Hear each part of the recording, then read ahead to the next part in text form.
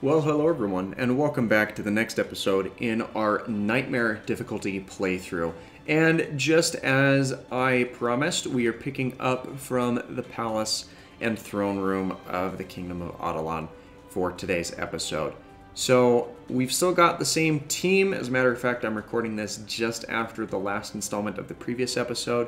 So right as we make our way up to the actual throne to converse with Medusa, make sure you take a second to see if you are subscribed to the channel. If you're not, go ahead and fix that for me. It takes 2 seconds to do, and I bring videos to you on a daily basis, so it's a win-win trade-off for both parties. So feel free to leave a like if you enjoyed today's episode, and let's converse with Medusa and immediately ignore her as we further the plot along.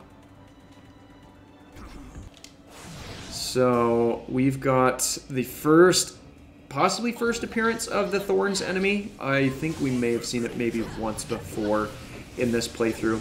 But the way that the Thorns Enemy works is they reflect back, I think it's 1/3 of all damage dealt as direct damage, and it's physical damage only. So if you have ranged characters, you can get away with not having to deal with any of the backlash from that.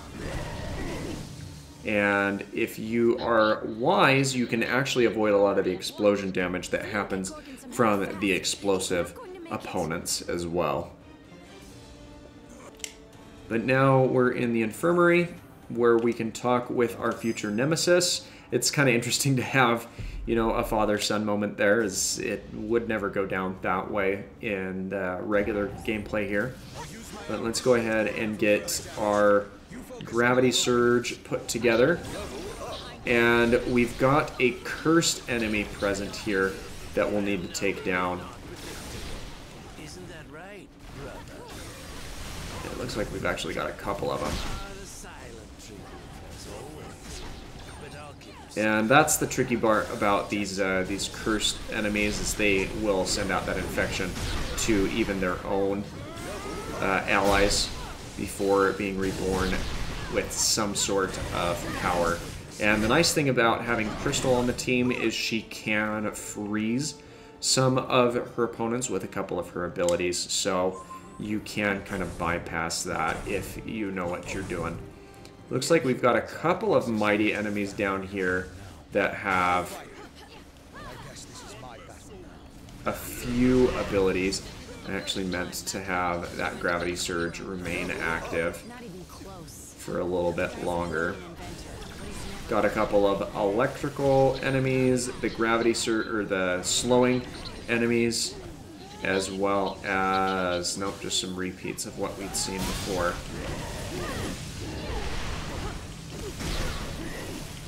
And Thane giving a shielding effect with his Amber.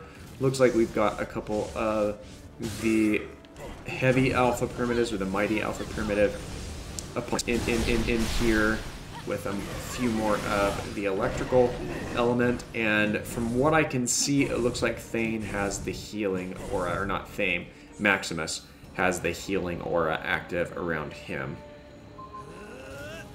And leading with the electrical grenade that he throws out. He can throw out one of a couple of different grenade type attacks. And now we've got Maximus into his second phase. And we can now attack into him again, take him out, get a couple more of our abilities in here. And as soon as we have him into the third phase, I'm just going to run up on him and detonate our extreme attacks, as we should have those back online by the time we need them for the next fight. You'll want to try and take him out there if he activates the large-scale laser cannon attacks. Now, Thane does generate a protective bubble if you are unable to take out Maximus, but you can take him down if you hit him hard enough before that attack fully carries itself out. So you've just kind of got to be wary. And that's really all that Adolan has to offer. It's a very short combat section area. But now we move into Wakanda, and this has some of the most interesting mechanics and adjustments that I'm excited to see how much that changes as we get the story quest underway and kind of finalize out the Nightmare difficulty. Alright, and here we are in the depths of the Wakandan jungle, and typically this is an area that I kind of speed through, but we're going to take things at our low and leisurely pace as we have been doing up to this point. So let's knock into these guys. Now, it looks like we've got a particularly annoying combo over here on the right-hand side, and I'll kind of show you what I mean by that. So these green aim soldiers are my least favorite opponent based off of the type of damage that they deal. And if you saw, that opponent was not only, you know, my least favorite of the aim soldiers, but he also had the poison curse active on him, which means that he was dealing more damage than he even does typically. But the reason you'll want to take a quick stop here is because there is a rare box hidden up at the top, and that's actually a decent chunk of ISO there. It'll be interesting to see what that one does. Is the blue ISO has the capability to do a couple of interesting things, including increasing the overall energy cap for heroes on your team, as well as accelerating their experience gained. So it certainly has its benefits. And there we have the next opponent taken out, and into the next combat section here. So now we have a self-healing green enemy and a gravity green enemy, all kind of in the same spot. And I don't like either of them, so let's get them into the same section of the gravity surge and knock them out. And then let's take out the remainder of these aim soldiers before the reinforcements arrive. And we already see that we have some cursed enemies that are going to be present. But if we can get them all localized into one area, we can take them all out with one fell swoop. And the cursed enemies are going to be reborn here in just a few short moments, as they tend to be, or at least as they generally do. And dash attacking into this cluster of enemies ought to just about do us again until we get into the remainder of the enemies up here guarding the gate. Just two more to knock out here. And then where's the last guy? He's got to be down this way. Looks like Crystal had frozen him and then finished him off, so not going to complain about that.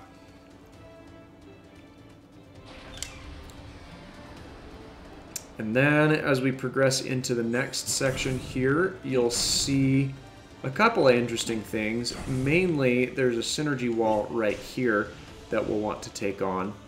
And we'll need to do that by using Crystal's attack. Come on, Crystal, I need you to synergize with Captain Marvel.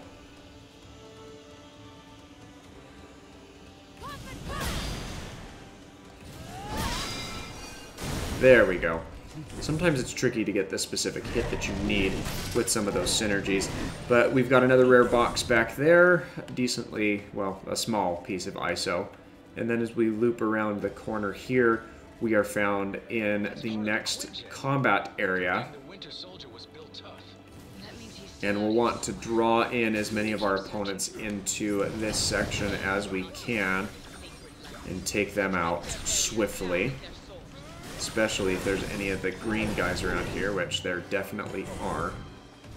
We'll then want to draw in these opponents to this area.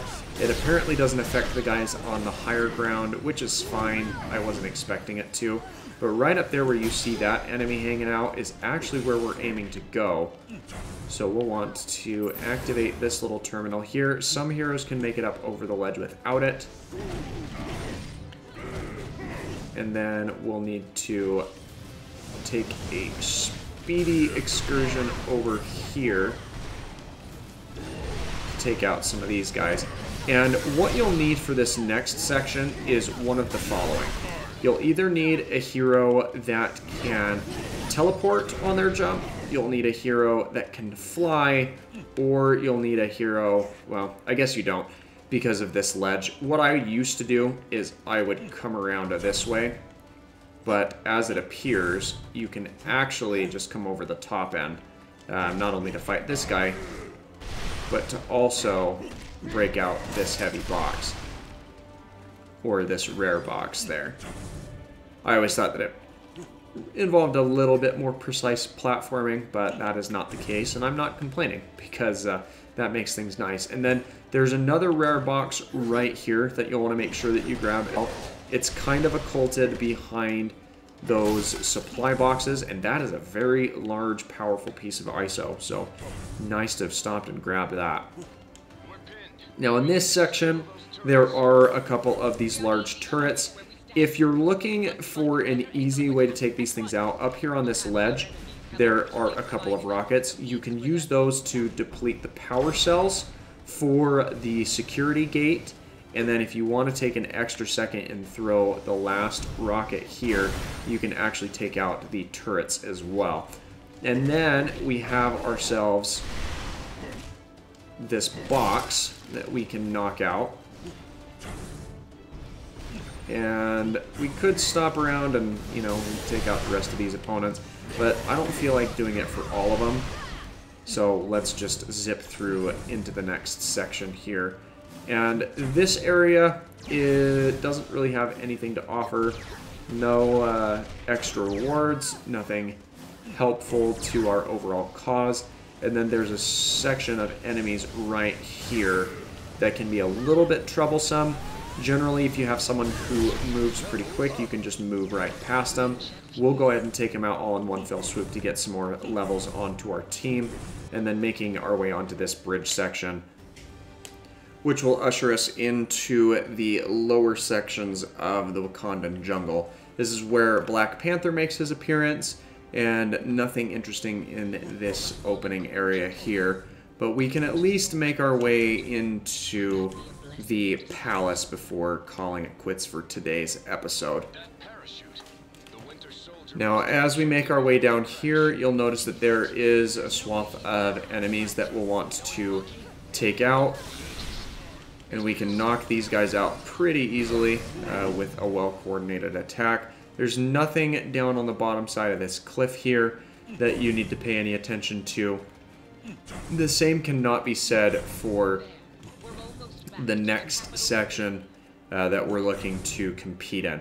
Now, this is an area that is very dangerous due to the large number of aim snipers that are around here, as they can take out large portions of your health in one fell swoop. Now, there are a couple of them that are just kind of perched up here, so you'll want to take those guys out. But before we progress too much further, back behind them there is a rare box that's located in this rather secluded part of the jungle, and to get out there is a platform that you can kind of raise up. But before we move too much further, we'll want to take out the remainder of these snipers, because they take large amounts of our team's health, and that's just not fun for anyone involved.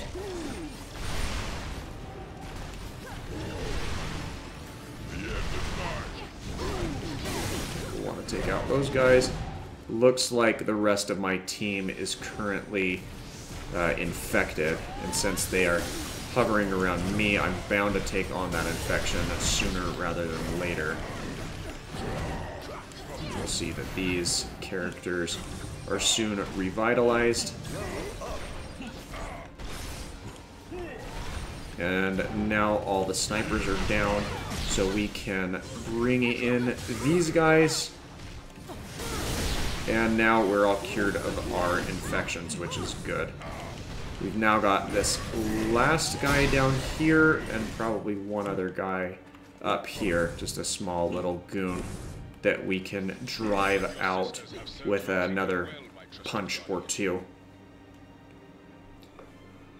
And now we're on to the kind of the last section we'll do here today. We'll finish out this area and then get involved in the claw fight before calling it quits. Here is a turret that you can just kind of leap and bound your way past. There are a couple of sniper enemies up here, which you'll want to take down. And then there's actually one more up here at the top that you'll want to take out before moving too much further forward. And threw that one the wrong way, but that happens from time to time. We can just finish off the remainder of these guys with a couple of heavy attacks.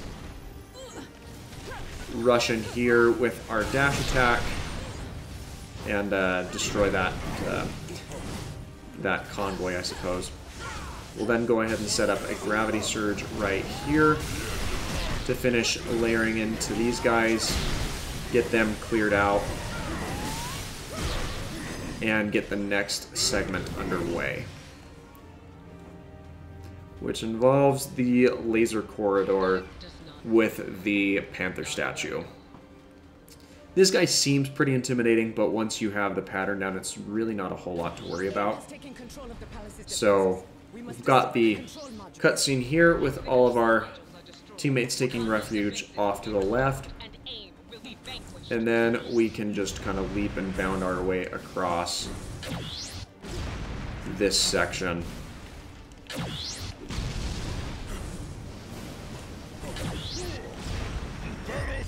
That was not what I wanted to do here, but it will work, I suppose, in terms of taking out these opponents and drawing out that control tower. It actually appears that it got both of them, so that's pretty nice. I much rather would have liked to have used that on the claw fight, but that's no longer going to be available to us because sometimes I try zipping around with my dash attack while I'm still pressing the synergy button, which will cause the extreme attack to activate. Then we'll layer into claw with a couple of heavy attacks here, and then hitting him with a few more of these heavy attacks will have him into his second phase.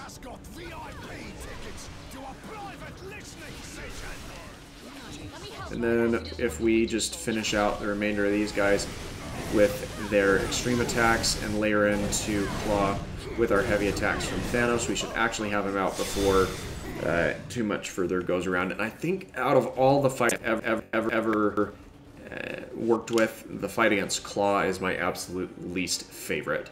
But this is actually where we will pause. I'm just going to go ahead and trigger this cutscene with Winter Soldier and get into the next section. And starting this episode in one palace and ending in another, I think, is a pretty good way to look at things. So this is where we're going to call things off for today. I don't think there's anything back here behind this wall. Yeah, that's just the entry.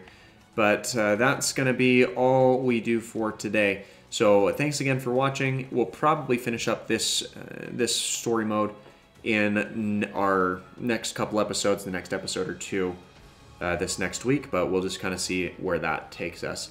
But thanks again for your time, and once again, feel free to leave a like, and don't forget to subscribe for more daily content. And we'll see you tomorrow with a very special video that I've worked really hard on, so hopefully you stick around for that.